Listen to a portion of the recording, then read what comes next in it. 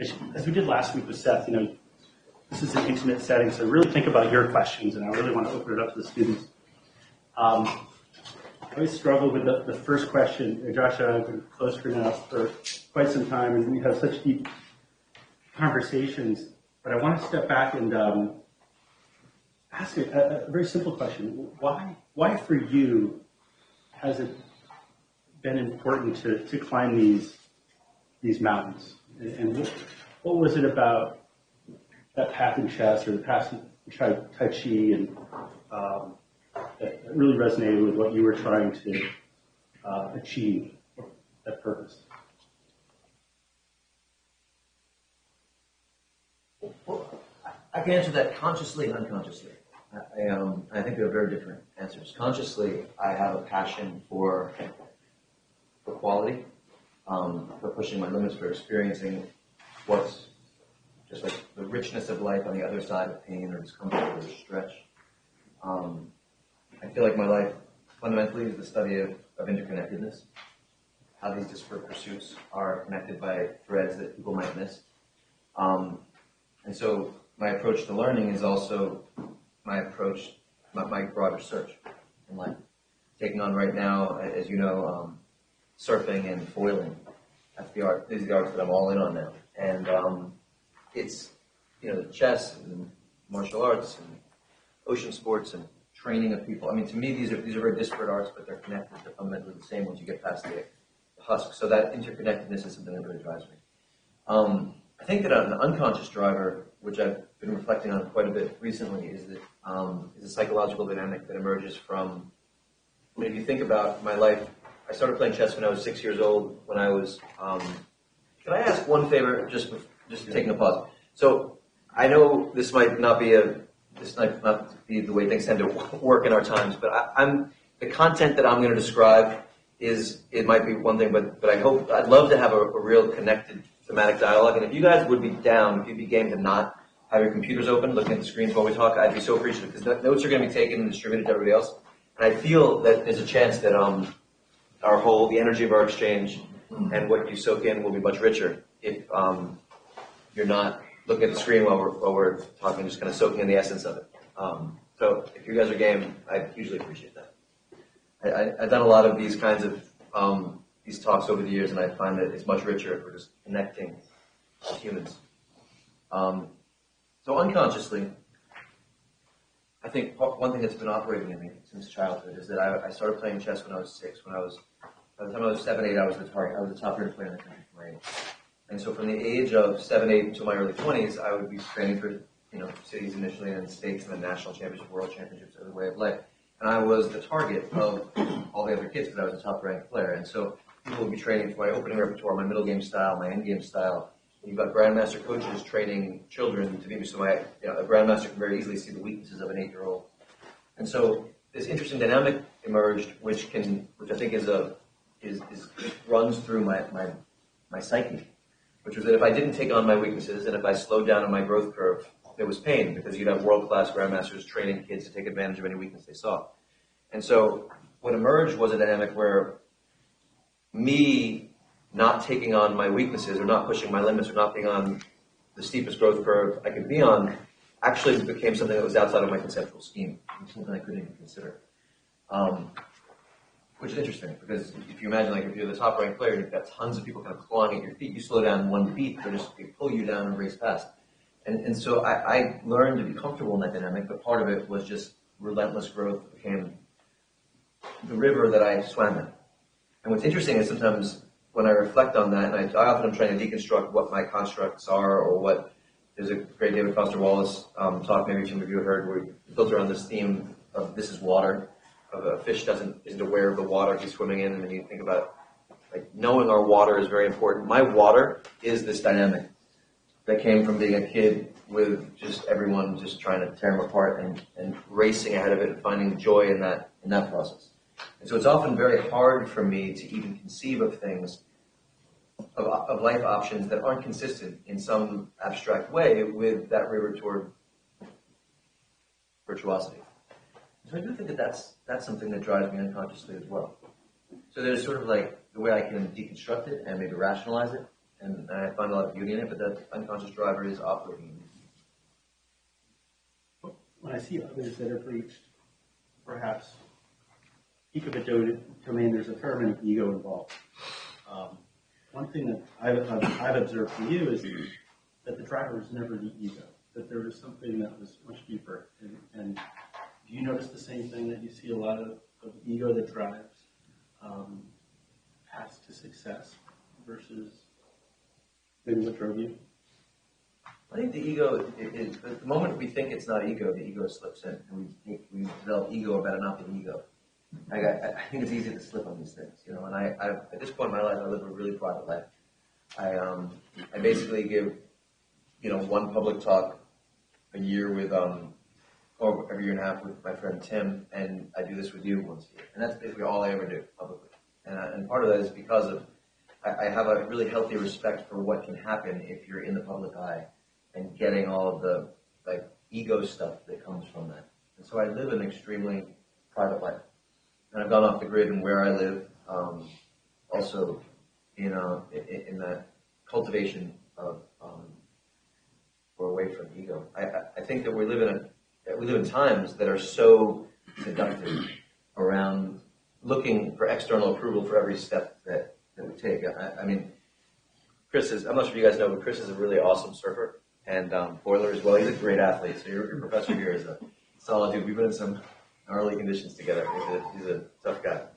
And we have a really awesome time out there together. And the surf world, we have a really fun time deconstructing the surf world together. And an example is, you know, this art foiling. You guys know what foiling is? So some of you get, so foiling, imagine you're on a surfboard, a short surfboard, and then you got a mast that goes down that's about 30 inches, like kind of like a guillotine, and then it goes into a wing. And the wing, when you're in a wave, the wing is all touching the water. So it's surfing, but it's frictionless. You're much, much faster than surfing because there's no friction between the surfboard and the water. You're above the surface. And you're going anywhere between 25 and 35 miles an hour often. But you have to stay in that sweet spot where the wing has to be in the water. But if the board touches the water, it's a disaster. If the wing comes out, it's a disaster. So you're dropping down huge faces in this frictionless, high-speed environment. It's an awesome art, and it's something I've never been more in love with art in my life. What's interesting is that most of the people who are surfing, in my observation, who are foiling in my observation, are lifetime surfers, because it's very hard. And most lifetime surfers have a lot of ego around how good they are. Because, you know, people, and it's a pretty socialized world, in my observation, with some exceptions. And so you've got people who are taking on an art, and if you want to, part of what I like to do is to deconstruct an art, to understand what are the biases of the people going at it. So I took on chess as a kid, but then I took on Chinese martial arts in my 20s, and so I was like 15, 18 years behind the people who I was competing in terms of age, how long training the art. And then jiu-jitsu I took on. Surfing I'm taking on took it on when I was 38, so something in like 30 some years later. So you have to really hack the thing to reach the top of an art like this, starting at age that old. And one of the things that I've observed in deconstructing the art is how you have these dynamics of, let's talk about ego, of surfers who are looking for the approval of their ecosystem, so they're posting these on Instagram. And foiling is a very new art that's occupied by people who have been surfing for 30 years. And you know, surfers is a whole hierarchy in the surf world, and there are beginners, and everyone kind of mocks the beginners. People call them kooks, which is a derogatory kind of ugly term for people who are not very good surfers. And no one who's a very good surfer wants to who's like gravitated into the higher levels, never wants to be kind of thought as being a beginner again. So they won't do things that look goofy, right? But there's just an astonishing amount because of ego. And in my observation, it's an astonishing amount of like a treasure trove of potential learning that you can have in that goofiness, right? Or what surfers will call goofiness. Like, for example, I can give a lot of examples. What's also fascinating is that the Instagram culture, where they're training, but they are also putting videos up, you know, every day or every week, and people are giving thumbs up, thumbs down, I love what you're doing, blah, blah, blah. People will not stray from, in their creative process, away from what like this subculture will approve of or disapprove of, because they don't want to like be thought of as a kook or not doing something awesome. So you have this like extremely laser, like very narrow channel of creativity in my observation, which comes from ego. It comes from a socialized construct of looking for external approval. So it's very interesting to approach arts just with completely outside of the culture of those arts, and not be stuck in ego. I mean, there's so many ways that ego paralyzes people, from not being willing to take risks, not being willing to take on new repertoires, not playing as opponents who expose your weaknesses. I mean, ego is definitely the enemy in the learning process. Great. You mentioned quality before. Yeah. And you talked a lot about quality. Can you expand on what you mean by quality? And I know I love your history with Robert Persick, and maybe you could share a little about it. Yeah. Have any of you here, have you guys read Zen and the Art of Emotional Maintenance in the classroom? Or has anyone read Zen and the Art of Emotional Maintenance? Yeah, show of hands. Anyone read any of Robert Persick's books? Yeah, or Lila, no. So Robert Persick was one of the most important philosophers in my life, and he wrote this book, Zen and the Art of Emotional Maintenance, which was huge for me. The first time I read it over maybe 8.5 months. Just like it opened, and I guess you could boil down a lot of what ZMM is an exploration of quality, or what he would call his metaphysics of quality. So, and then he spent the rest of his life developing the distinctions between dynamic and static quality, and mapping this into this metaphysics of quality that he spent like 30, 40 years of reclusive life after he wrote, living in Maine before he passed away, developing these ideas. And when I wrote my book, my editor asked me, who would you like to read it? And I said, well, there's only really one person on earth who I care about reading it. They said Robert Persick, and I said, there's no way to ever get to him, no one knows who he is. But they ended up sending it to his house, and his publisher sent it out in a huge bushel of stuff, and he ended up somehow reading it and writing me a beautiful letter about it, which was such an honor. And then over the next 6-7 years, he and I developed a really beautiful friendship. And I spent every birthday of his, my wife and I went up, and we spent his birthday 2-3 days just talking about quality and his ideas, and until he passed away. It was an amazing philosophical dialogue. And I think that his language of dynamic quality, the exploration of dynamic quality, is one of the most important principles or themes in my life. And if you just forget about what he might have meant, if you just think in the abstract about the idea of quality, and then you think about the static and dynamic quality, and think of it like in your field, for example, mental models. People might have a great idea, and they deconstruct that idea into some mental models, which allows them to continue with that idea, or to get reps with that idea, or to win the ways they've won before. At the moment, and it's very difficult for that mental model not to become something that you lose dynamism with, that becomes static. So dynamic quality becomes static quality the moment you stop pushing its edge. He describes, you can think of dynamic quality as being strapped to the front of a freight train that's like surging through space-time. If you're in the restaurant car, you're not, in that dynamic place. And in world-class competition, in my observation, the greatest discoveries or insights are usually right next to a blunder. Which is also why I believe it's very important to learn as best you can from practitioners as opposed to armchair professors, or what Persick would call philosophologists. And so that understanding that dynamic edge, that razor's edge, is what he devoted his life to, and what I devote my life to practicing, and also in training of people. It's a really important thing to explore. And so the moment you think about ego, the moment you think you've got the truth nailed about anything, like in chess, think about, this is another analogy, in chess, there's the chess position. You imagine two people facing off roughly the same level. There's the chess position, which is evolving, and there's their minds, right? And the moment you fall into like a materialistic thought process, like I'm winning, or, and you start imagining how you're going to feel after the game, or what it's going to be like, how many rating points, any kind of materialistic thing, like your mind stops and the game continues. And then there's that gap of presence. And then you just get your ass kicked. I remember in the 2004 World Championships, these guys read The Art of Art? You guys all?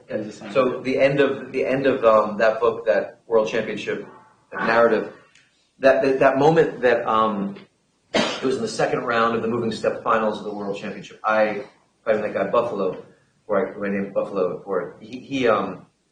There was this moment where I was up 2-0 in the second round. I had his foot just like right against the back of, like a quarter of an inch from the line of the ring. And I had this thought, like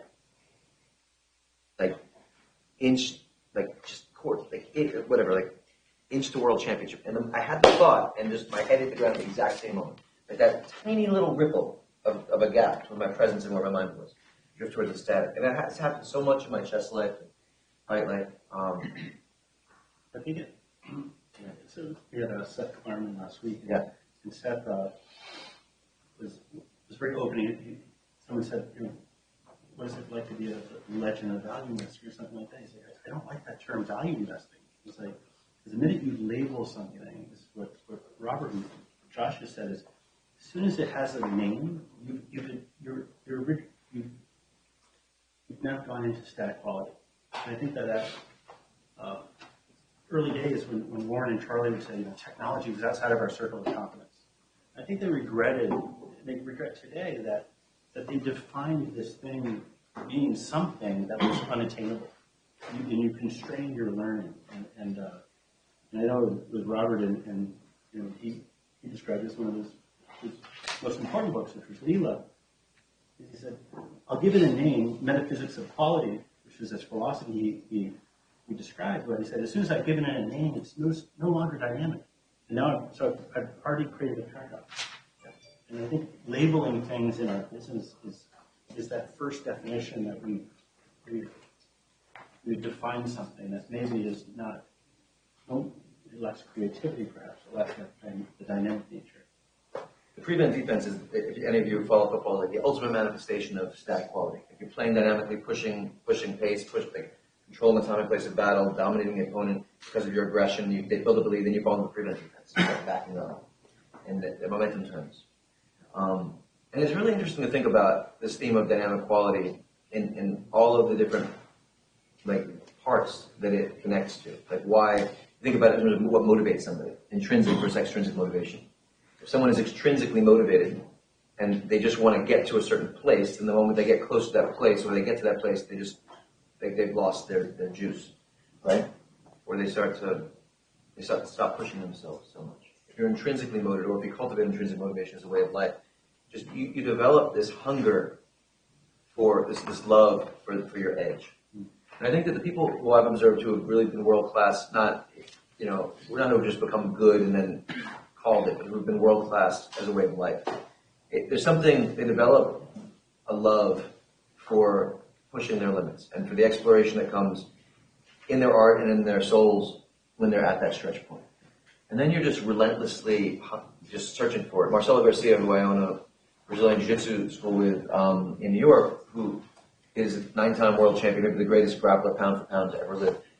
I remember this time, and he's a guy who people have been studying what Marcelo does since he was a kid, and because he's just such an interesting, creative, outside the box fighter. And there was this moment where he won the ADCC in 2009 or 2011 with a back-taking game. Emily, you remind me what year it was. And he had this game which was all about taking the back. Everyone was studying this game. I was studying with him. I was training with him in New York at the time. And it was such an interesting thing because he had this whole repertoire that he used to win the ADCC, which is a submission grappling event where every grappling art, whether it's Western wrestling or Greco-Roman or Russian Sambo or any kind of art, comes together, and all the grapplers compete, and you see who wins, who's the best of the best of the best. And what's fascinating is that I was on the mats with him the day after he won ADCC, and he completely shed his repertoire. In the next 2 years, between the next ADCC, everyone was training at what he had done to win ADCC, but his relationship with it was sort of dynamic, and he loved pushing his edge so much. He just shed the world championship repertoire the day after. And then 2 years later, he won again with a whole new repertoire. And that's something so beautiful. That comes from, that doesn't come from knowing you're supposed to do that. That comes from cultivating an internal compass for that dynamic point. And I know that the name Zen, or motorcycle maintenance, the premise of that was this idea that tinkering with your art. Right? So I've seen you firsthand. It was kind of funny with Josh, he's always playing with equipment. He's always talking about equipment, as it pertains to turfing. And his latest iteration on these foils, which we talked about, was changing this prop location that I thought was completely absurd. But it was just that you were the idea of creativity at the edge, even though those little bits of creativity might be not common, it may not be considered, but constantly using creativity to kind of push that forward. Right. So maybe just talk a little bit about how do you cultivate creativity as an art? Me personally? Yeah. Yeah. Well, so the way that I've chosen to approach foiling is with this device called an e-foil with a folding prop. So you can imagine one of the challenges with surfing is to get reps, but deliberate practice has been my way of life since I was a kid, in chess, in fighting, and everything. But deliberate practice is extremely hard in surfing because let's say you have a technique that you want to get reps on, you might not see the right section of a wave for 12 years again that allows you to practice that exact technique. I've been using this device called an e-foil, which has been one of the most awesome learning hacks I've run into, which is it's a device that was kind of created for flat water foiling. So you're on a foil that's motorized with a prop on the bottom. But the guy you can use a lithium battery, use a trigger, and you're up flying, which is amazing for getting mileage and learning foil dynamics. But then I had the guy custom build me a folding prop initially, or he was building it, and I got the second one ever. It was just this amazing innovation, which allows you basically to enter a wave under power, but then kick it off, prop folds, and then you're just foiling as if you paddled into it. So we're using the folding prop. There's a couple downsides, which is the weight of the board because I have a battery in it, things like that. But I'm getting something like 30 to 50x the wave time per session that I would otherwise, but that also allows me to replicate sections, get into things, and be in parts of waves that I want. So it opens up deliberate practice in the training process. And so this was an example of approaching the learning process, understanding what the major hurdle was, looking for what was available technologically, refining that, and then incrementally refining it more and more to get tons of reps. I think that cultivating creativity is my way of life. To me, creativity is if I were to describe the way I approach learning internally, without deconstructing it for how others might do it, I would just say what I do is I figure out how to open up a channel or a portal between my previous arts and my current art. And then I get that channel wide open and then just a flood of information across. That's how I went from chess into the martial arts. I got that portal open and then I was able to have the translation of level, is what I consider it. Now, that's sort of a really abstract thing to say. I think I've just gotten to that point with foiling, and I think I'm on the edge of getting to a place with surfing, with that portal being open between my previous arts and what I'm doing now, which is really exciting because that's when the learning curve takes off. So cultivating creativity, I think that there's a lot of very easy life hacks, just the way, I think that, one of the most basic things that I started doing, which I have everyone who I work with doing, is Ernest Hemingway I read it when I was 11 years old, wrote about how he always ended his workday writing, leaving something left to write, ending his workday with a sense of direction. Not writing everything. Most people, if you think about it, if you have this external voice or this guilt voice operating in you and you're telling yourself to do everything that you need to do, you're going to write everything you have to write and then stop. He would always end with a sense of direction and then release it, wake up in the morning, and his unconscious had worked on where he was, and then he would just start flying. And so for me, that turned into a habit structure around working, ending my workday, focusing my mind on what's the most important question, where's my mind potentially stuck, and not trying to answer that question, but just giving my unconscious something to work on, releasing it, waking up first in the morning, and I journal, return to that MIQ, and start riffing on it. And it's fascinating how, if you do that and you develop just that as a way of life, you just open up this channel systematically between your conscious and your unconscious mind. You learn to feed your unconscious questions to work on, and then tap into what it's working on. And then ultimately, that's one big rep, but you can do that 4, 5, 10 times a day, 20 times a day before you go to the bathroom, before you do a workout, before you take a cold shower, before you take a drink of water, anything. And pose question, release, and also that surfacing and focusing your mind on what matters most helps you just not spend time down rabbit holes that are inefficient. When I first started working in this industry, I saw dynamics where analysts would spend months going down directions that if the portfolio manager had been aware of what they were doing, or if they, 10 years later, they would have just nipped it in the bud right there. And so I think that it's also a really powerful way to structure communication systems within a team, for there to be transparency around what the MIQ is, what the analysts think the MIQ is, what the PM thinks the MIQ is, and then studying the gaps. You talk a little bit away from creativity to training. Studying the gaps, I call this MIQ gap analysis, the system of if you build your creative process around the focusing on MIQs, most important questions, the channeling of that into the unconscious, riffing on it, you can drive your creative process that way. And then if you also track the evolution of your MIQs around certain key questions, like what's the key driver of this company I'm researching, or whatever you want, then you will develop over time this log of gaps. And then you have to rhythmically look at what are the patterns around the gaps, technically and psychologically. And then the patterns and the gaps become what you focus your deliberate practice on. So one of the most difficult things in the investment profession is to have enough feedback loops that are accurate to know where to focus your deliberate practice. Does everyone know what deliberate practice is technically? Is that a term you guys have used? Yeah. Oh. So deliberate practice, Emily's saying, Josh, define deliberate practice. I recommend you guys take a look at Erickson's book, Peak, or his research, just to get a read on the roots of it. But if you just think about deliberate practice involving this process of deconstructing an art down to, deconstructing what you want to work on down to a small component part, very focused work, reps within that component part on the technique you want to cultivate, having an accurate feedback loop embedded so that you can then study your reps, study that feedback loop, make adjustments, refine, and then repeat.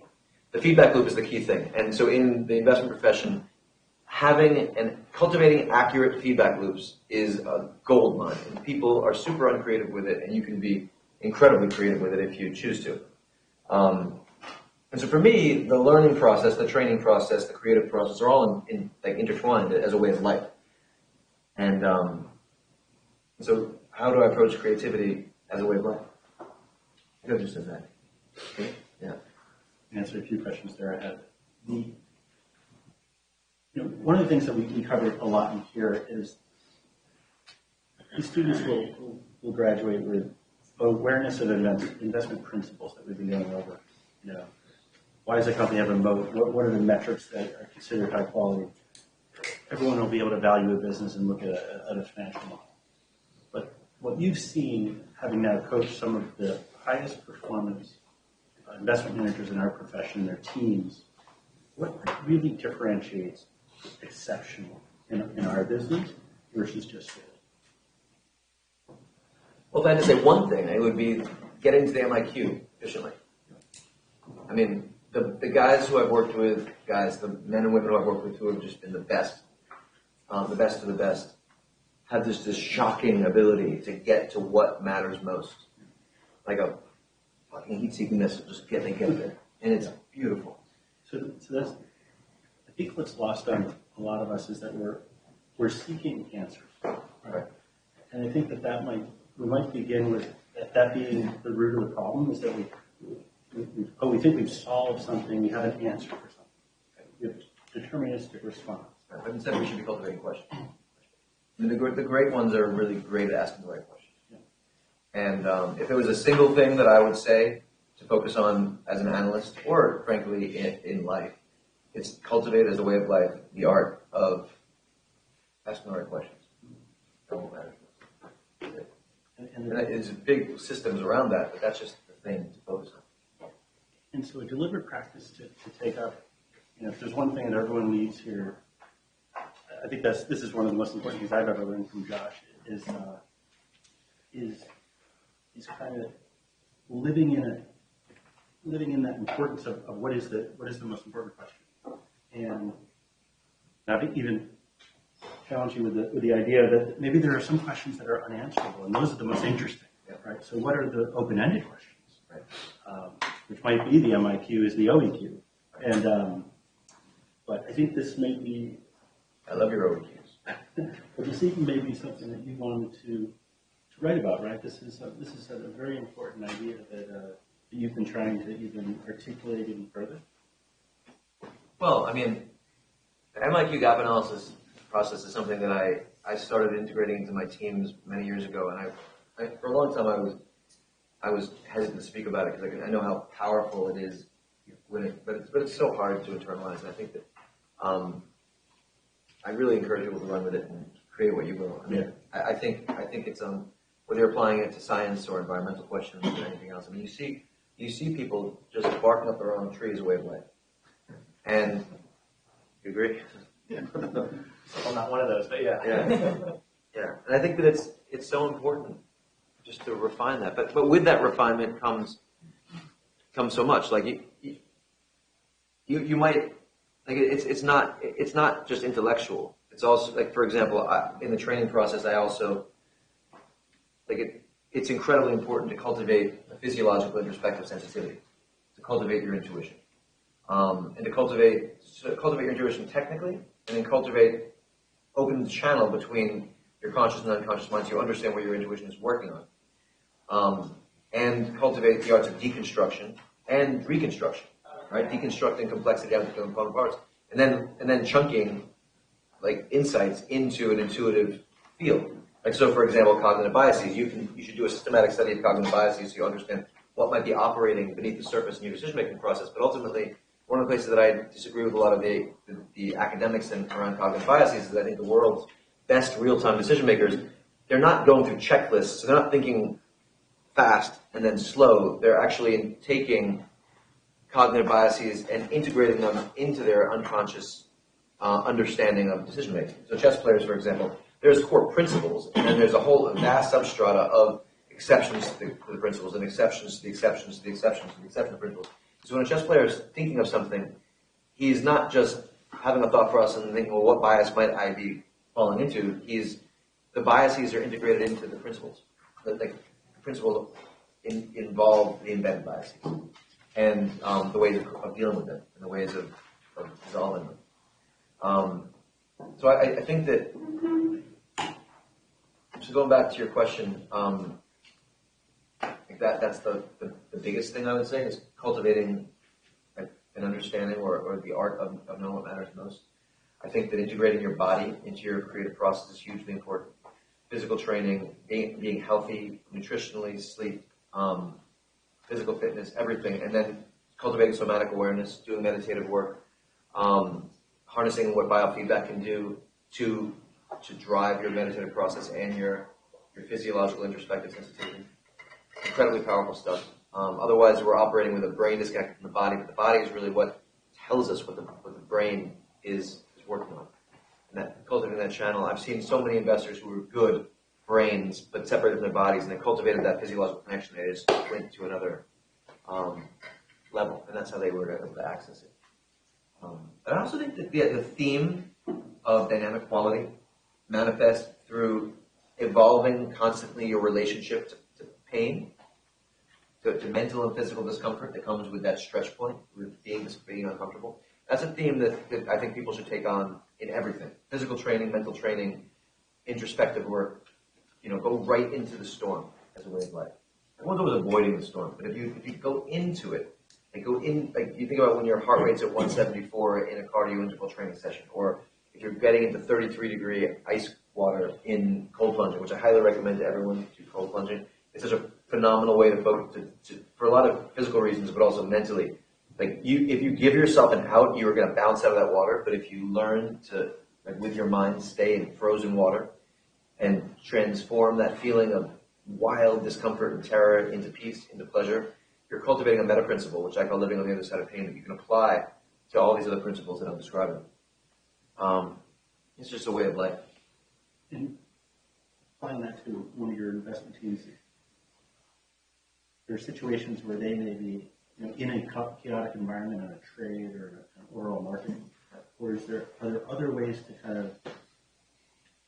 of cultivate resilience as part of an investment management team effort, I guess? Are they deliberate practice around something something that might happen in the future? Well, I enjoy identifying themes we need to work on and then approaching it in a cross-disciplinary manner, right? So it's often very hard to work with someone in their area of strength. Like if you take an investment manager who's pretty good and you say, you need to work on this theme, like let's just say the person is very tight and controlling about everything. Well, it's actually quite difficult to work on that theme of control within their investment management life because they're well calloused over there. They've built a lot of armor around that thing in their investment life. But you can take on control in a cross-disciplinary manner. So for example, I've had people who I felt had control issue themes to cultivate, take on rock climbing. rock climbing is a beautiful art to train in this theme because you're spending so much time in the space. Once you get to a base level, you're spending so much time in the space between grips, and that trend, you're constantly working on that transition between grips. And that transition is what it's all about, right? So I think it's really useful. So if the theme is resilience, like you're describing, I think it's really interesting to take on that theme in a cross-disciplinary manner. It's a process I call non-local habit creation, which is essentially, just to focus the non-local habit creation on this idea, I would do cardiovascular interval training. I would do cold plunges. I would do a lot of intense visualization of stressful moments, maybe traumatic moments, maybe volatility. So, for example, it's very easy to say, I want to be a Buffett-style investor or a value investor, and I want to live by these principles. And then people are down 30%, they're just destroyed. Because they have no idea what volatility actually feels like inside. They just have this intellectual relationship to it. So train yourself as a way of life to experience that discomfort, mentally, physically, in your discipline and outside of your discipline. And then when the shit hits the fan and you're actually in that fire, you've trained for it. I think it's really interesting to train it outside of investing and visualize the theme into investing, as opposed to only try to gain reps of it inside of investing. Harnessing thematic training is usually. I'll turn it over to the students for some questions. Yeah. You talk in your book about the importance of embracing mistakes. I think it was the jiu-jitsu coach. He could have a move happen to him once, but not again. Yeah. With the people you've worked with on the hedge fund side, what mistakes have they not been able to kind of overcome? Low rep learning is such an incredible. I don't know. That's not a term. I'm not sure that's a term people use. I use the term. You think about high rep learners and low rep learners. Marcelo Garcia, who you're referring to, is the best low rep learner I've ever known. I mean, when I was coming into jiu-jitsu from the throwing arts, my game was a stand-up game, and I was pretty good at it. And I never caught Marcelo with a throw more than once. The only techniques I've ever caught him with more than once are techniques he didn't respect. And the only techniques I've actually seen him caught in tournament competition more than once were things he didn't respect. It was like a little cognitive bias there. And interestingly, little aside, surfers are great low rep learners because it's so difficult to gain reps at things. So the best surfers in the world are astonishingly good low rep learners. The question is, how can you cultivate world class low rep learning and be a high rep learner as well systematically? Then you can just have both superpowers. I think that the most difficult, the principle I just mentioned of Marcelo only getting caught by things more than once that he didn't respect is a very interesting principle to think about and deconstruct. Because if on some level, like, our ego gets in the way of fully acknowledging what happened. Now, also, Marcelo sometimes would put himself in the same position more than once until he understood something. So until he nailed it. Like, I've watched him train with someone who had a really unorthodox style, and he kept putting himself into it, and because he was just like learning the thing. And that guy's like a heat-seeking missile for learning the thing. Okay, but let me answer investment specific. It's a really interesting question.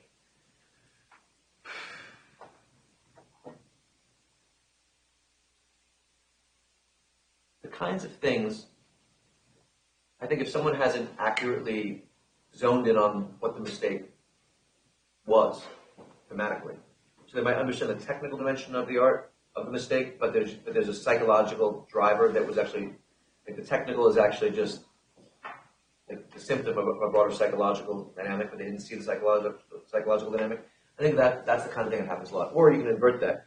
They might have a psychological weakness that they're aware of, but there's actually a technical deficiency.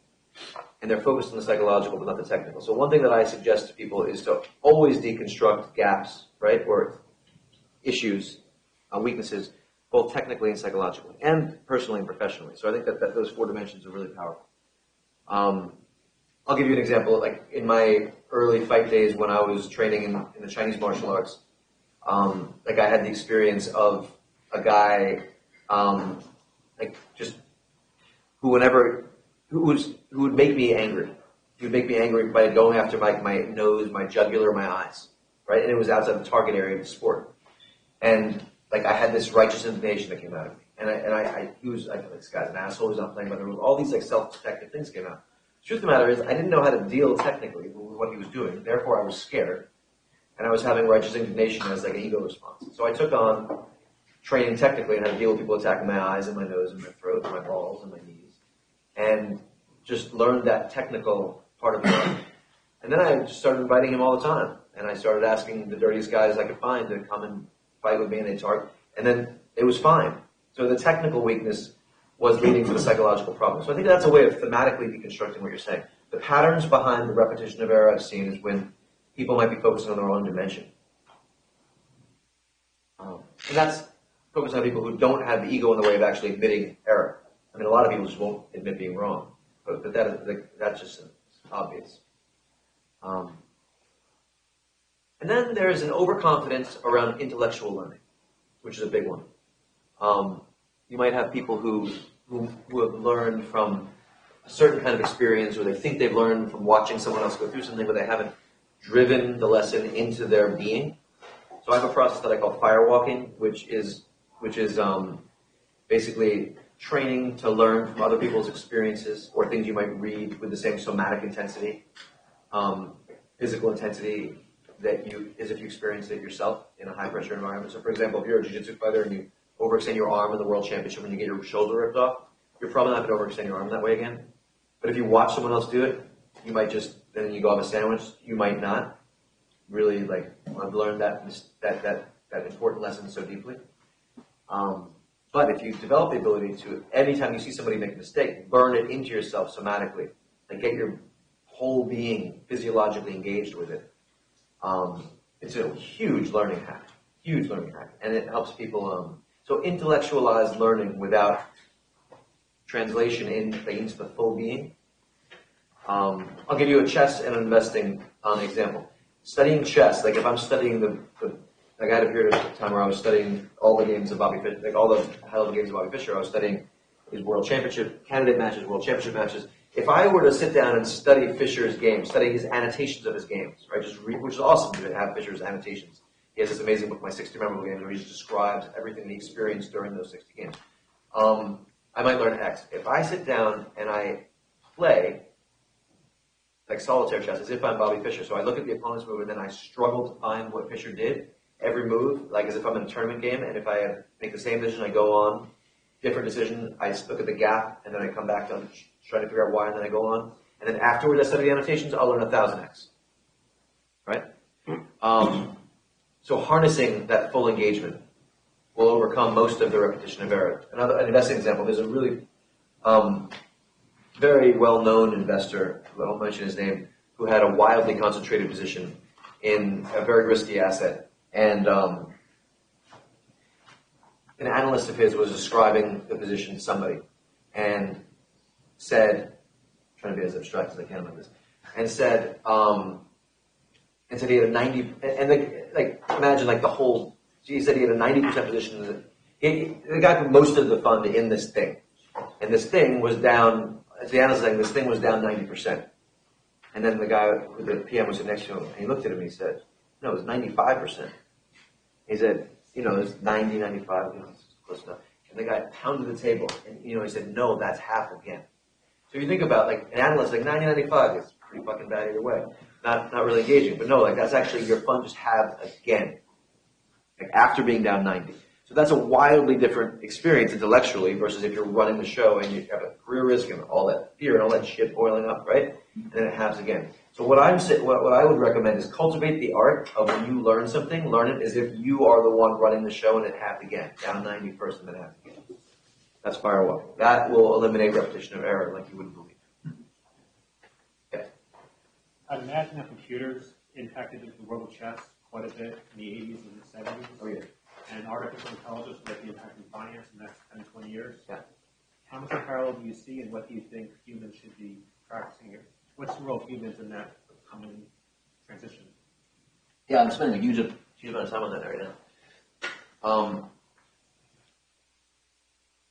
So your question is, you're not asking me what do I think about this period, you're asking me what do I think humans should spend their time on, given that? Is there a parallel between chess and finance Yes. in your mind? And then what should people be getting better at if we do have this AI on the horizon? Well, it was very interesting. If you think about the transition, my chess career came during that transition from human and then human plus machine to the machine. And we're at a really interesting at a similar kind of space in the investment world. So what was fascinating was there's a lot of resistance to the machines as it was happening. And there was a long period of time where man plus machine was much stronger, or human plus machine was much stronger than man or machine. And then machines just took over, right? I think we're at that point right now where there's a lot of, AI, people trying to employ AI to figure out how to solve for investing. And there's a lot of humans operating. Isn't a really high level, we're not seeing really world-class man plus machine model right now. I think that's the era we're in right now. I think that the chess analogy is interesting because the humans that were great chess players before computers, like, so for example, imagine a Capablanca or an Waitzkin or even a Bobby Fischer, wouldn't necessarily have been the best chess players in the computer era, in the machine era. And the players who are the best today might not have been the best chess players in the world in the pre-computer era. Because what it takes to operate with a machine is quite different, and to train with a machine is quite different than without. So it takes a different kind of mind, a different kind of process. So I think that if you are of the opinion that we are in the era of the machines being a huge part of the investment process, if this is your field, I think it makes sense to think with a really open, creative mind, a paradigm-shifting mind, about how you want to train for that era, as opposed to, so the lessons, some of the lessons from 20, 30 years ago might be very important. It also might be a radically different landscape now. The way chess players study chess today compared to 20 years ago is just a different universe. So I think it's a really important question. I have a lot of ideas on it. But I think the major point is to have if you ask investment managers, if you were armed with AlphaZero, how would you invest? Almost like there's a really direct correlation between how successful they've been and like how much they have to lose and how outside the box they are. In other words, people who have a very well-defined edge and who are running multi-billion-dollar funds actually have a very difficult time sometimes being as outside the box and paradigm shifting about how they would do things, because they've got so much. It's like Newtonian physicists not being resistant to quantum mechanics for so long, right? I think that in this day and age, there's a massive edge in not having anything hold you back from acknowledging the paradigm shift. For me personally, as a chess player, watching what AlphaZero did in chess in over 4 hours. After 4 hours of learning, it became stronger than the best computer, the computer world champion and human world champion. Everything. 4 hours of experimentation. Like knowing an art so intimately and seeing that happen and studying the games, just mind-boggling. Like in terms of what AI can do. And that was after 4 hours, and that was not with a mega processor. That was the AI. I was AlphaZero having a relatively weak processor, just learning and knowing where to look. Incredible. Yeah. Yes. So you were talking about the intrinsic motivation. So when you reach a very high level of performance, you need an intrinsic level of motivation to sustain that performance and not get caught back. So my first question is, what has given you that intrinsic motivation? And then the second question I have is, like for us, is it like maybe a general performance principle? Is there like a mind state, or I know you talked about deliberate practice. Is there a certain thing you think is most critical to increasing your performance across any discipline?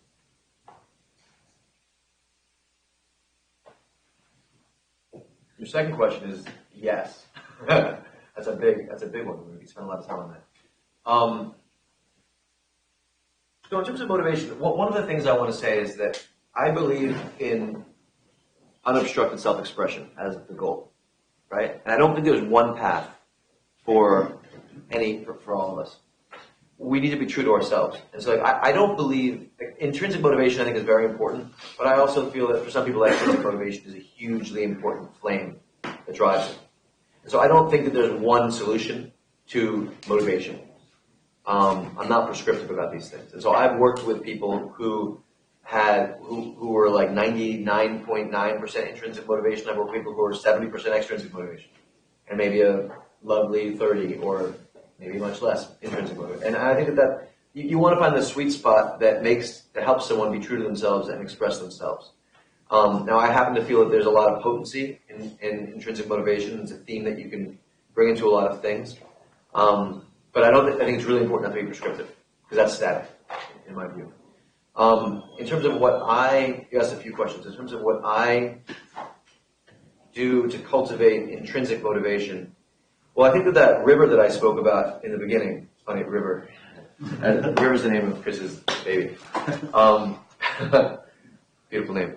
That river I spoke about in terms of from my childhood, like it's hard for me to sometimes conceive of things that are outside of that river toward virtuosity. I think that unconscious driver is part of me, right? So I'll acknowledge that. Consciously, I've seen how ego can fuck you up. Like I've seen it, I had a movie made about my life when I was 15 that I didn't ask for, and I had all this public scrutiny on me, and I had a period of my life where I was just deluged with a lot of the stuff that people, in this society might think is really cool, but really, it contributed to me becoming alienated from my first love, chess. I'm very grateful for it now because I think that the more complicated worldview and the existential crisis I went into gave me a lot of the lessons that that my life is built around since. But I also have a really healthy respect for how seductive ego can be and how easily we can fall into an extrinsic mindset. Like if I were to right now, I live in Latin America with my family with the jungle meets the Pacific Ocean, and I live this life which is about just solitude and cultivation of creativity and love and my core projects. If I were to just go to LA and go on 5 television shows a day for 6 months, do I think it wouldn't change me? No, I would. I would become corrupted around these things. We do a lot of internal work on it. But I believe in our fallibility around these things. We never have the truth now. And so I really believe in cultivating intrinsic motivation, and I have a healthy respect for how the ego can creep in, right? And I cultivate, I cultivate it as a way of life, and I respect it, So I think respecting it goes a long way.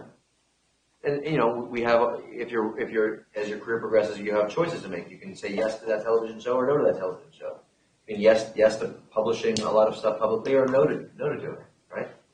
You can do things that massage your ego, or do things that dissolve your egoic structure. There's tons of micro decisions like that as a way of life. I also think pushing one's limits is a really healthy thing. Like when you get your ass kicked in what you do and what you're cultivating, it is really, really good for the soul. If you're really comfortable in 5 and 6 foot waves, get into some 10 and 20 foot waves. Get held down for a while. Get into some ice water. People create, one of my favorite lines, my dad's a writer, one of my favorite lines that he's ever written was in a book he wrote a long time ago. He said that people make a cult of their inhibitions.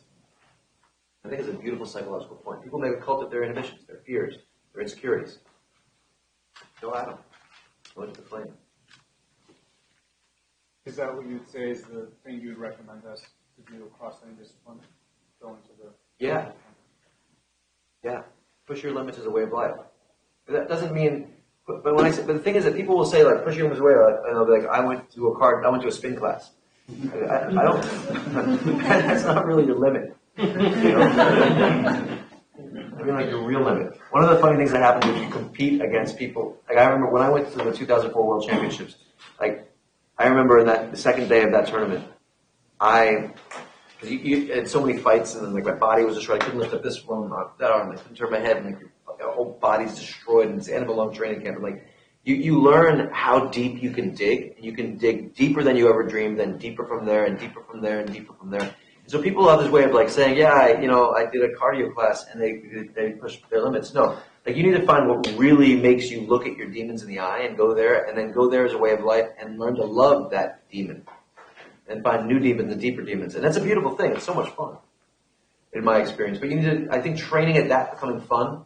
There's a whole debate in the, Angela Duckworth and I have this ongoing dialogue. She wrote Grit. I think she's a brilliant woman, great thinker. We disagree about some things, but there's this whole debate around Anders Ericsson, who delivered practice academic who I mentioned, whose respect I work hugely, but he's of the view that one cannot enjoy deliberate practice, which I know not to be true, because you can enjoy deliberate practice. You have to train to love deliberate practice, and one of the ways of training to love deliberate practice is a train to living on the other side of pain. So we train to love the stretch point, right?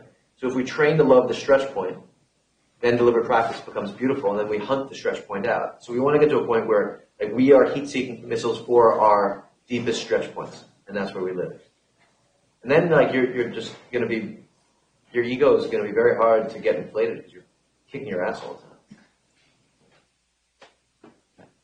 Yeah. Can you talk a little bit more about the, constructing that deliberate practice, particularly in the investment management world, where the feedback loops are a lot of times very far out, and it's also very hard to kind of suss out what was luck and what was skill.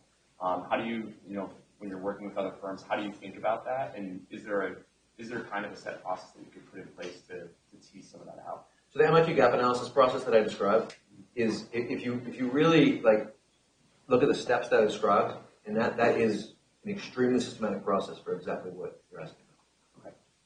Okay. And if you get creative with it, I haven't filled in all the gaps, but if you get creative with it, you can take what I've said about that process. And this talk is recorded, and you can go back and listen to it very specifically. Like I think that is the best system that I've seen or created, come up with, or observed around cultivating feedback loops systematically as a way of life in the investment process. Because you need to have the feedback loop be connected to you.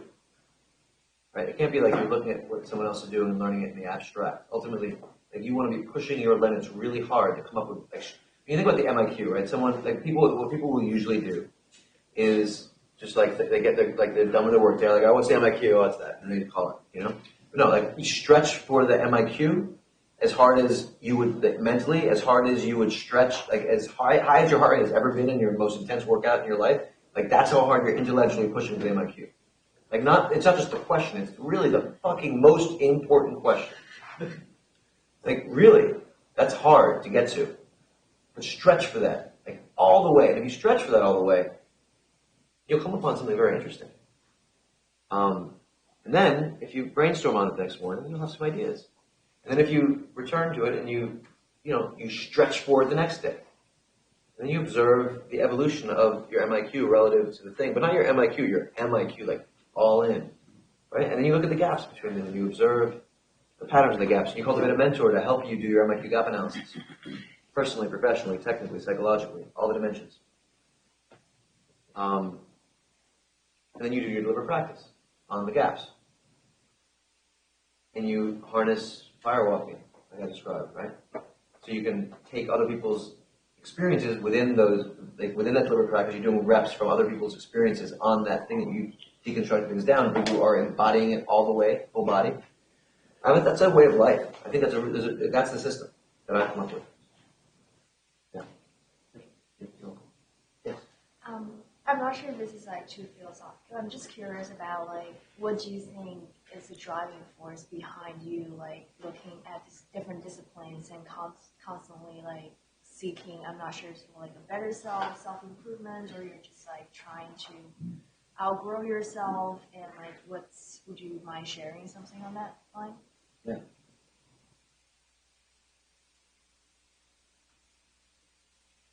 Well, I think the essence of what I study is interconnected. Right? So we're doing this big project right now. It's Emily and Joe on my team. You guys are awesome. Emily runs the whole show. Emily is a two-time Brazilian Jiu-Jitsu black belt women's world champion. She's completely like a world-class human thinker, physical fighter, and she runs our whole operation. We've been working together for 9-10 years. And right now, a big project that we're working on is an idea mapping software project, which is, I guess I could describe this, like I've had this book that I've been percolating on for a long time, and I've been playing with the structure of this book for the last 6 to 8 months, and I had this realization a couple weeks ago that I'm in the most dynamic, I'm having this tension in me, and I'm in the most dynamic period of growth in my life right now. And my learning curve in the surfing and the foiling is steeper than anything I've ever experienced. I'm more stoked on an art, more in love with the art than I've ever been in anything I've ever done. And so I haven't had this tension where whenever, like I have these ideas I want to convey, but any structure I come up with, I feel like I've outgrown a few days later because I'm in this dynamic state. And so my idea was, we had this idea mapping software because I like to map ideas, and I have these kind of huge, like the threads interconnecting the disparate parts of the map are sort of how I relate to the shape of ideas. And I was also writing a book. So these were separate, but then I had this realization that a book was very two-dimensional, and this three-dimensional interconnected structure that we're working with is actually how I relate to ideas. And so then I had this realization that I was going to communicate the book through a map of ideas. It's not going to actually be a book. It's going to be an idea map where any part of the map, like the map will spontaneously organize around any personal locus point someone wants to explore the ideas from within. And so part of the creative challenge that our team is working on now is how to create something that communicates ideas, a medium that's consistent with like the essence of the ideas. So they're not like, they don't have different dimensionality from one another. And so that interconnectedness, and that hunger to understand and experience interconnectedness, I think is probably the fundamental driver. I love learning so deeply. But I think that's like the meta principle is more about interconnectedness. The learning is a manifestation of that. I think that's probably the essence of it. Yeah. Yes?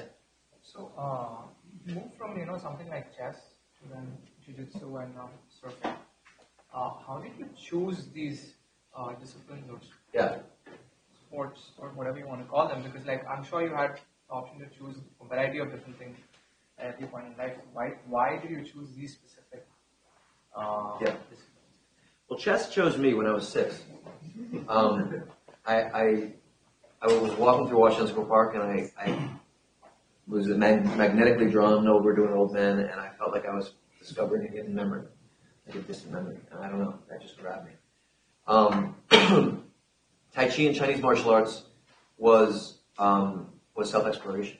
Initially, it was a meditation that I was drawn to, and it was like the core driver of that was, frankly, this theme of ego and intrinsic versus extrinsic motivation. I was grappling philosophically with these questions.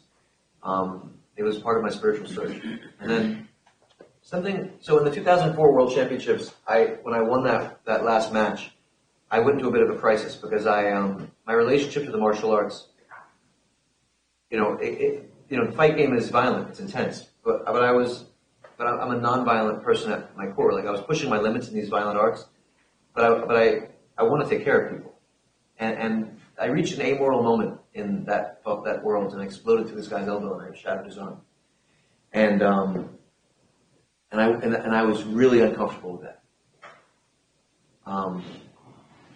He and I spent a lot of time together after that, but like the fact that I just blew through that guy's arm and didn't take care of it, I needed to put on a white belt, or it was actually a blue belt because I've been training, but like I'd get my ass kicked for a while. So I wanted to find the most challenging martial art I could find that I was not very good at, and start over again. And there's also ego that can you're the top in the world, you can get some ego about it. So it was time for me to take an ass kicking, which I did a lot. And then Brazilian Jiu-Jitsu, I love that art so deeply, and I was, my idea was to train for, and my idea was to take on worlds. But then I was in like training thing. I just got my black belt from Marcelo Garcia, and I was training. My mind was training for world championships. I broke my back, and that was a really profound thing because it was right before my son was born. It was 8 years ago. And I trained after the first 4 or 5 months. I went back to training for another year and a half. And the doctor said to me, "If you keep on training this art, you'll be crippled. You'll be able to lift your children up." So that was the first art I had to give up on my own terms. And there was a period of time then where I focused on healing and on my training of, that I do training of others. And I took on as a kind of a spiritual path, trying to learn to love training others with the same intensity that I love training myself. And I got close.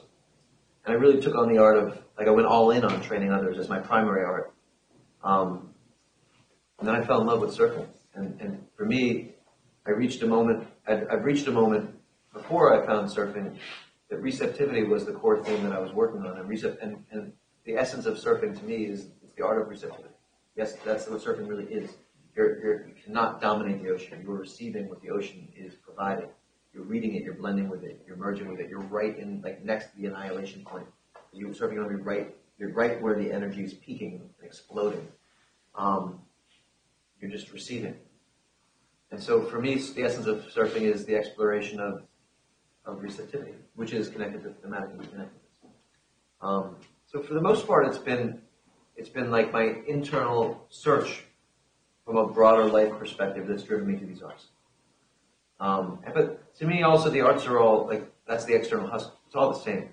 These are just different arts. They look very different, but they're just superficially different. Just a follow-up, so how do you think, like, as students in the class or like people in business school, how do we think about what we choose at this point, and is there a framework you have on how we should go about that? Because we have incredible amounts of opportunity here. Yeah. And there are a variety of things that people do very well. Well, I think that one of the most important learning principles that I learned, I described in my book, this chess coach, Yuri Razabayev, who I met too late in my chess career, but who was very important for me, the principles he taught me. And I never told him this. Maybe he's read it, or I'd love to see him sometime and tell him this. But the idea that I could have learned Karpov from Kasparov. I could have learned the great positional chess from an attacking player who's, you know, as I wrote about it, whose blood boiled like mine, right? I think that one of the fascinating realities of chess is that you can learn virtually any chess principle, or teach virtually any chess principle, from virtually any high-level chess game. So similarly, we can take on virtually anything through virtually any art. And so I think that the key is to find an art that connects to you, and to find the themes you need to work on, and then tackle them within the arts. And we can be a little bit deconstructive about it. There's certain arts that are easier to get. Like some arts you might have to spend 5 years in the technical husk before you get into the thematic play. But other arts you can get much more quickly into the thematic play. So if you're taking on an art for thematic reasons, then, you know, have your eyes open about what you're doing there. So arts like table tennis or rock climbing are much easier, I find, to take on. Like table tennis is much easier to take on the themes through than tennis, just in terms of the technical, like the amount you have to take on technically before you get there. But I think that being true to yourself, in terms of what art you take on, and then where on the map of that art you enter, what order you take on the art. Because I think that this idea of you think about dropping a pebble in a pool of water, the expanding concentric circles. Think about the art as the pool of water. Like you can drop that pebble anywhere, and the circles will cover the whole body of water. And so feel the freedom of self-expression to decide where your personal locus point is going to be in terms of the art and where on the art. So express yourself. Maybe that's the most important theme of all is self-expression. And don't be extrinsically driven by it. Don't do it because somebody will approve of it or be impressed by it or any of that bullshit. Do it because of what's happening inside. No one knows you like you. Everyone's giving advice. Yeah. I really like that whole idea of not looking for external motivation. I think it really resonates with what Warren Buffett always talks about, the idea of an inner scorecard. Yeah. Could you talk a little bit about what is on your inner scorecard and how you kind of developed it, particularly alluding back to when you were a teenager and the movie came out? I think my inner scorecard now is dynamic quality. And I love being relative to my family. Like for me, I relate to cognitive biases through the sensation of the subtle slip from dynamic to static quality. That's how I can feel a bias is setting in from like the dilution, subtle dilution physiologically of the sense of dynamic quality.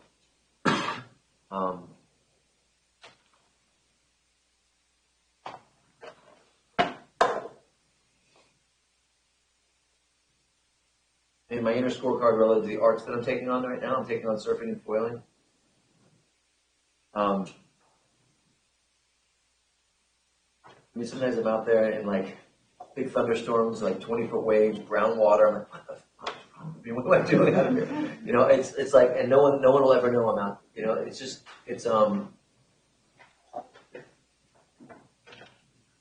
an inner scorecard. I mean, and one thing I'll say is, I won't do anything externally that would pull me away from the internal scorecard being what drives me.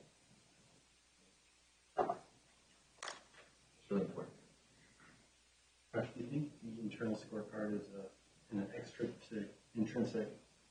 It's something that's more nature versus nurture? We're born to be one more way or the other? I don't think so. No, I mean, I think that we can make. I mean, all these things is a spectrum, but we can make. I see on this one. I mean, people make so many decisions to go one way or another. I mean, if you're tweeting things and putting them on Instagram or Facebook or whatever, and you're looking at how many people like or don't like what you're doing, there's a lot of extrinsic shit that's driving you. So don't do those things. Just like stop it. Really, because that will drive you. If you're going to speak about, if you're a portfolio manager and you're going to speak on about your ideas on C-SPAN, unless you're David Tepper and you can just change your mind the next day because without caring at all, then don't speak about your ideas. You know? Because it will be hard to change your mind. Right? If you find your ego, like, I mean, for me, like, I don't do this, I do this once a year with Chris, and like, so, like, you're asking me questions, I'm answering the questions, and maybe some of you are not enjoying this, some of you are, but I can feel there's some engagement. So, like, there's a very subtle ego thing that could happen inside of me in response to this experience of sitting here with you guys, and I'm going to do some stuff on myself to flush it out of my system on my bike ride home. I don't know why I'm just drenched when I got here as I rode back up in the rain. But, like, yeah, so, like, I just think that having, like, flushing those things away is a way of life. Josh, I think we talked about that certain organizations become extrinsically motivated. We saw recently that Google has announced their quantum supremacy. Yeah. And, you know, DeepMind, in certain AI groups, it's important for them to extrinsically motivate by sharing some insights in the world versus other organizations which we've studied here maybe have more of an intrinsic scorecard and what's important. We've had a number of those kind of businesses visit us, including one later today. So it's a really important measure of, I've never thought about it, that it exists in organizations as well. I wonder if Musashi would have declared his quantum supremacy. Great, samurai fathers. The quote of the night. Right? That's the quote of the night. Yeah, I mean, if you're going to, I'm not going to speak about Google, but if one is going to declare their supremacy, I would argue that they should be doing some really hard internal work to counter what can happen to the ego structure around that. And, you know, I'll assume they're doing that hard internal work. But like as an individual competitor, I think that one-on-one competition is a really interesting place to study as a microcosm of the broader macro things that move through companies and everything.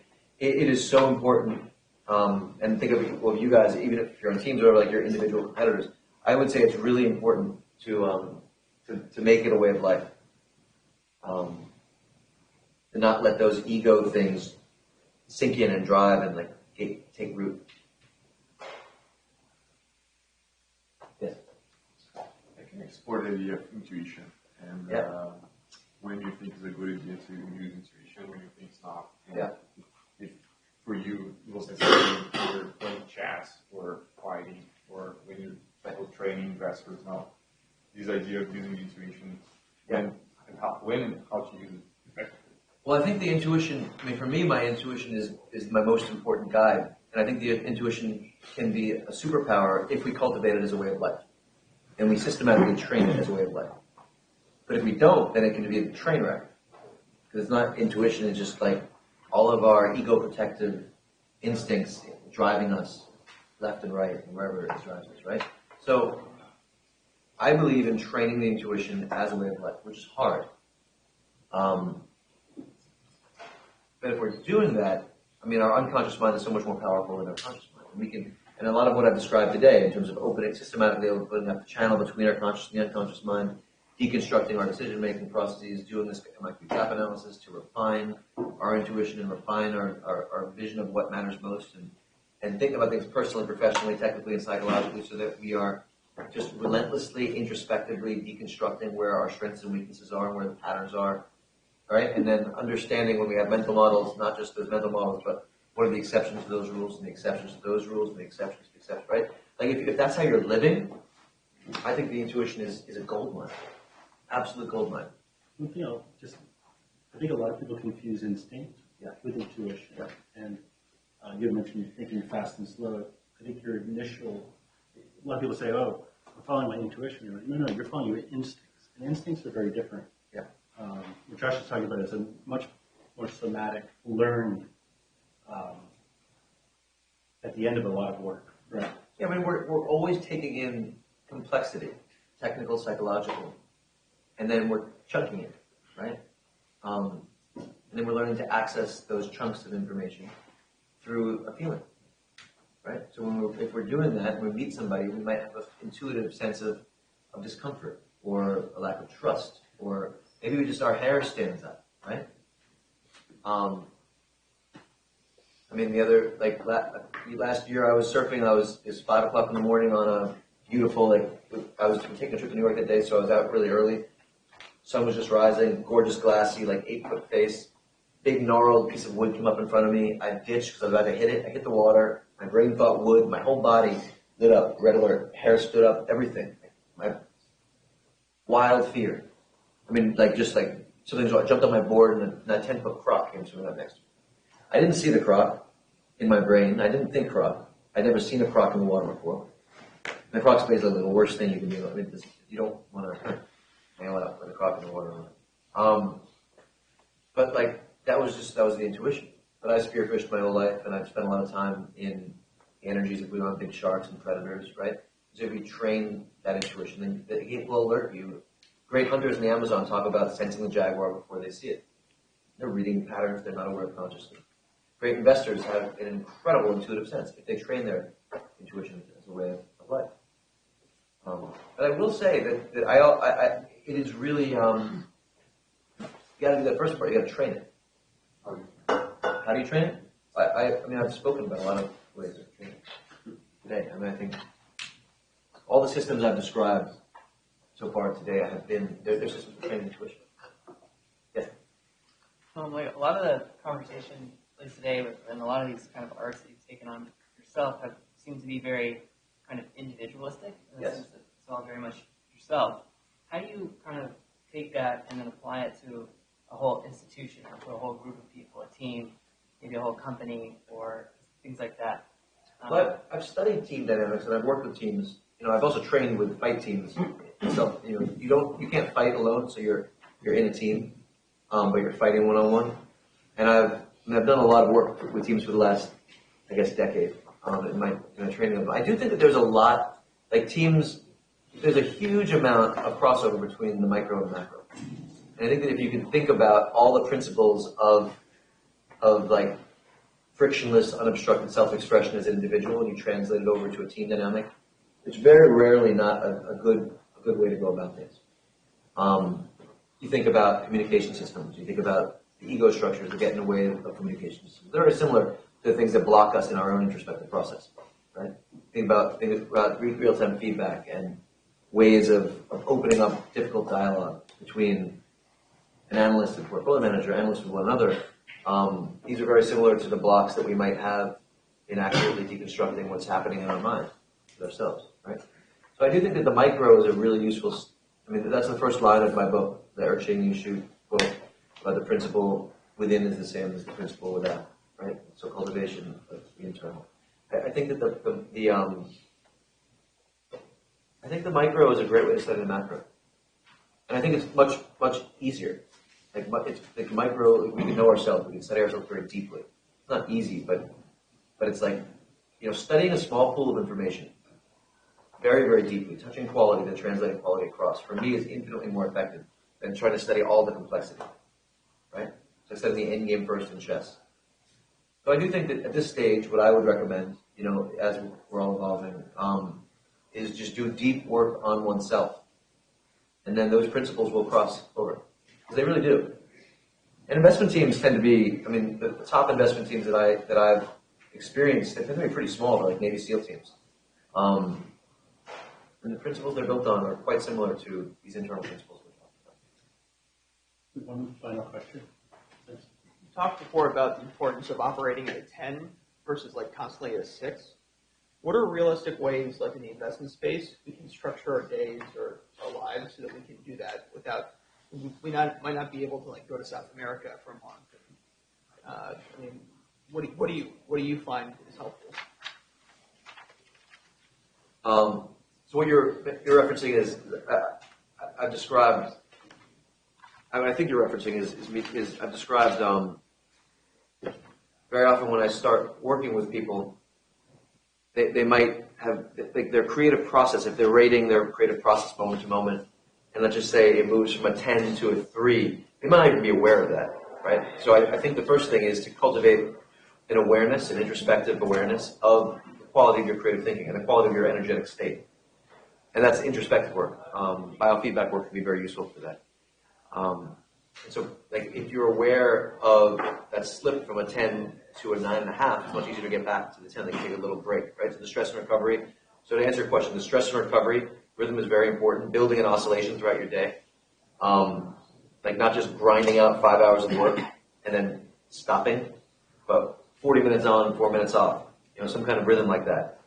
One of the most important breakthroughs I had in my chess life was when I was training at LGE, which is now the Human Performance Institute in Orlando, and Jim Lair suggested to me that I get up and walk away from, he worked with a lot of the top tennis players and golfers and FBI SWAT team members and brilliant sports psychologists, suggested that I get up and walk away from the board after I made a chess move, as opposed to thinking of my opponent's move. So I was thinking much less but much better. And so I began to cultivate the stress and recovery. So, I mean, some principles that I would suggest, most investors spend, they have very busy days, tons of stuff packed into their calendar. And maybe they try to squeeze some thinking time in between. So I have them proactively structuring their days around thinking time. I have the MIQ system be what drives it. So end of day focusing on the MIQ pre-input brainstorming session in the morning before checking phone, stock price, really before checking anything. Which people think, hey, I'm going to check things, and they do it really before checking anything, because otherwise your unconscious will be working on what you checked. If you imagine a day with, say, initially 1 and then 4 and 5 and 6 reps of that MIQ process, and you think about the breaks after them, breaks being going to the bathroom, physical training, I recommend maybe, if you can, 2 workouts, maybe 2 15 to 20 minute workouts a day, maybe light weights and cardiovascular interval training. Not with the idea of destroying yourself, with the idea of flushing your physiology and getting your energy back. Meditation built into the day. Proactive day architecture, where you are, you're structuring thinking time is what drives it, and meetings built around the thinking time. Alignment of your peak energy with your peak creativity periods, as opposed to the most important work happening in the gaps in between meetings. So most people do their thinking when their energy is weakest, because they're fitting it in between, as opposed to proactively aligning their most important thinking time with their energy peaks, which you can chart throughout the day and be aware of. And if you see dips, that's also where you can time your workouts or your recoveries. And if you observe slippage in your introspective pattern, you can take breaks before then, or in your creative process, you can take breaks before then. So those principles are really important drivers of what I call day architecture, like how you become an architect of your day. And if you're proactive in building your day, then you just and you cultivate. If you think about cultivating physiological introspective sensitivity as a way of life, then you feel when quality slips, then you take a break, right? So those are some principles and specifics for how I recommend you do that. Josh, thank you so much. Yeah.